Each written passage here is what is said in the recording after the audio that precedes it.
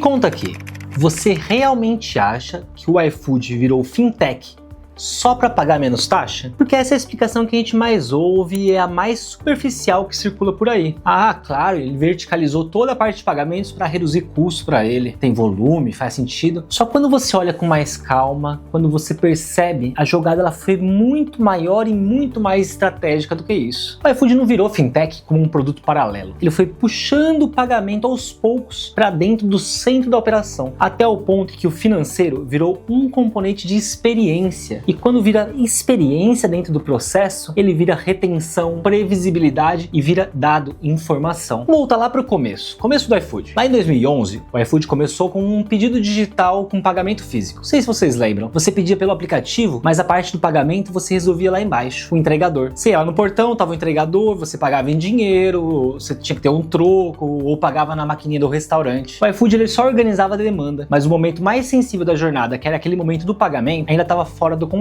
E se tem um ponto onde o atrito derruba a conversão nas vendas, é o pagamento. Quando o pagamento ele é físico, você tem fricção e tem incerteza. Fricção para o cliente que precisa estar em casa, ter o troco, ter o cartão, e a incerteza para o restaurante, que vive aquele risco de o cliente não estava em casa, o cartão não passou, o pedido voltou, aí manda a maquininha, volta a maquininha, e o iFood não enxergava aquela transação de ponta a ponta, para ter certeza de que ela foi finalizada. Então, a primeira decisão estratégica, ela foi da experiência. Trazer pagamentos para o app reorganiza a operação inteira.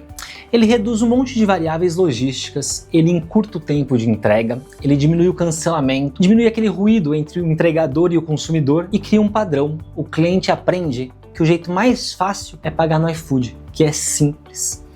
E facilidade repetida acaba virando um hábito. Só que tem uma consequência ainda mais importante. Quando o pagamento ele entra pelo app, o iFood passa a capturar sinal. Cada pedido vira um conjunto de dados de informações comportamentais. E dado em escala não serve só para recomendação de restaurante. Serve para risco, para oferta, para fidelização e para crédito. O próprio iFood descreve que trabalha com 17 times de aprendizado de máquina, mais de 120 modelos de IA e algo como 10 bilhões de recomendações rodando no ecossistema. Isso importa aqui por um motivo bem específico. Pagamento não é só transação, pagamento é informação de comportamento. Agora vamos colocar escala nessa história, tá? Passaram muitos anos e em 2024 o iFood chegou à marca de mais de 100 milhões de pedidos por mês no Brasil. A partir desse volume, qualquer ponto de fricção que você reduz vira dinheiro e qualquer ponto de controle que você adiciona vira vantagem competitiva. Quando você faz 100 milhões de pedidos por mês, não existe mais detalhe na etapa do pagamento. E aí vem a segunda camada, diversidade de meios. Não é só cartão, é débito, é crédito, é voucher, refeição, wallet, Pix e até uma combinação de meios de pagamento no mesmo pedido. Que isso não é opção bonitinha, isso é aumento de conversão, são mais opções. Isso é frequência de compra. Você não está só facilitando o pagamento, você está reduzindo o número de vezes que o cliente abandona o carrinho por falta de opção. E quando você reduz esse abandono, você aumenta a recorrência. Quando você aumenta a recorrência, você melhora a previsibilidade da sua demanda. Quando melhora a previsibilidade, você tem um ecossistema cada vez mais estável. Essa é a lógica que vai se acumulando. Mas é aqui que a história muda de patamar. Em 2019, surge o iFood Pago. E aqui muita gente entende errado, tá? Não é que o iFood lançou um banco. A forma correta de ver é: o iFood colocou uma camada financeira dentro do marketplace para controlar o repasse, a liquidez e o relacionamento com o restaurante. O iFood Pago aparece como conta digital, antecipação integrada, crédito para os restaurantes e gestão financeira para o restaurante parceiro. Inclusive, se você assistiu o vídeo que nós fizemos sobre a CIA Pay, percebe que o movimento é o mesmo, só que em outro setor, em outro segmento. A CIA entendeu que concentrar a jornada de pagamento dentro do próprio ecossistema não era apenas uma forma de financiar compra, mas uma forma de aumentar a retenção, a frequência e o controle de dados do cliente. No iFood, a lógica se repete com outra escala e outra dinâmica, mas o princípio estratégico é idêntico. Quando o pagamento passa a fazer parte da experiência, ele deixa de ser um meio e vira um motor de relacionamento. Se você ainda não assistiu esse vídeo da CIA, clique aqui em cima para ver. E tem dado real para mostrar que isso virou uma operação de verdade. O material institucional aponta 140 mil contas digitais ativas em junho de 2024, além de um GMV movimentado de 70 bilhões por ano e mais de 1,5 bilhão em crédito concedido. Agora vamos destrinchar o porquê disso em termos de motor de negócio. Quando o iFood passa a controlar o repasse, ele reduz uma dor central do restaurante: previsibilidade de caixa. O restaurante vive de giro, e giro é uma coisa muito mais emocional do que parece, porque caixa instável vira estresse operacional, vira atraso com o fornecedor, vira decisão ruim em estoque, vira queda de qualidade, aquela bagunça, e vira churn. Se você vira o lugar onde o restaurante vende e também o lugar onde ele recebe e organiza o dinheiro, você se torna uma infraestrutura diária do restaurante, não só um canal de venda. E quando a plataforma ela vira uma infraestrutura diária, você não compete só por preço, você compete por hábito. Aí entra o crédito, que é a parte mais fintech do movimento e também a mais estratégica de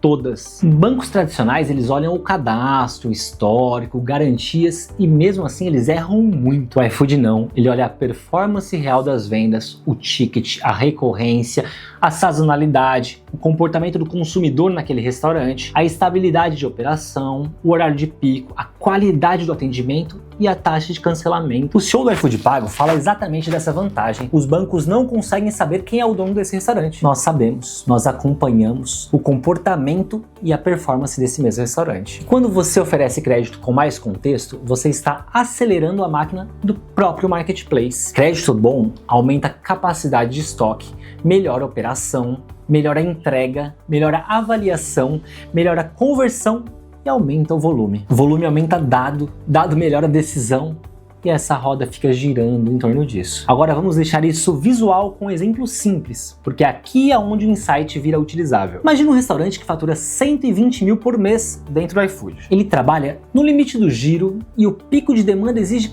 capital para compra do insumo. Se ele recebe uma antecipação integrada ou uma linha de crédito que permite colocar mais uns 20 mil em estoque e em estrutura, ele consegue operar melhor nos horários de pico, ele consegue reduzir o cancelamento e ele consegue aumentar o ticket médio e melhorar a avaliação, sem ficar naquele aperto, sabe? Se isso gerar 7% de aumento de vendas, como o próprio iFood menciona no teste com a Maquinona, esses 120 mil viram 128.400. Parece pouco, até você lembrar que isso roda todo mês e que no marketplace, melhoria incremental é a coisa mais poderosa que existe. O iFood também cita que quem recebeu crédito cresceu 20% a mais de quem não recebeu. Não é pouca coisa, né? Ou seja, o financeiro não foi um produto a mais apenas, foi um acelerador do crescimento do core principal. Agora entra 2024 e a tal da Maquinona. Quando o iFood coloca um terminal POS próprio, ele não está entrando na guerra de maquininhas do varejo, não. Ele está fechando a última lacuna que faltava. O restaurante não é só online, o restaurante também vende presencial. E quando você centraliza online e presencial numa mesma lógica financeira, você aumenta a retenção e aumenta a visão de caixa do parceiro. O restaurante passa a operar a vida financeira inteira dentro do mesmo ecossistema. Venda no app, venda no balcão, repasse, antecipação, crédito, gestão como um todo. A saída do restaurante fica menos provável, não porque alguém proibiu, mas porque ficou mais eficiente e passou a controlar o todo. O iFood fez um movimento de verticalização progressiva da experiência de pagamento. Não foi um salto, foi uma sequência de fatores. Primeiro, ele viu que pedir sem pagamento dentro da plataforma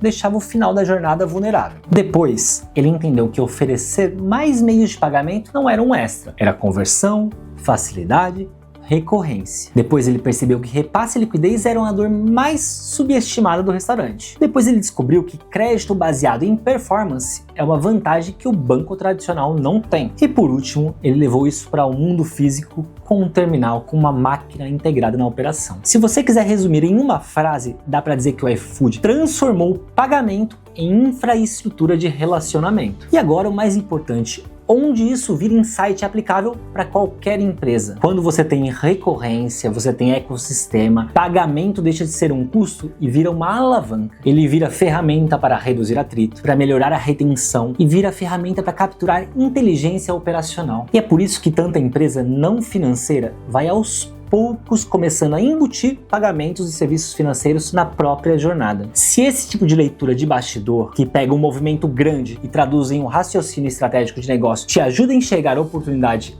antes do óbvio, se inscreva aqui em nosso canal. A proposta aqui é justamente organizar essas decisões com critério, sem espuma, sem narrativa pronta, sem subterfúgios. Para fechar, a moral desse case não é vira fintech aí. A moral é: se você controla a experiência de pagamento, você controla a fricção, você controla dado, você controla a retenção e você passa a enxergar a operação de um jeito de que quem está fora nunca vai enxergar. E agora eu quero te ouvir com uma pergunta bem objetiva no seu modelo de negócio. Qual parte do pagamento ainda está fora do seu controle e o que você mudaria se essa etapa virasse parte da sua experiência? Então escreve aqui nos comentários e até o próximo vídeo.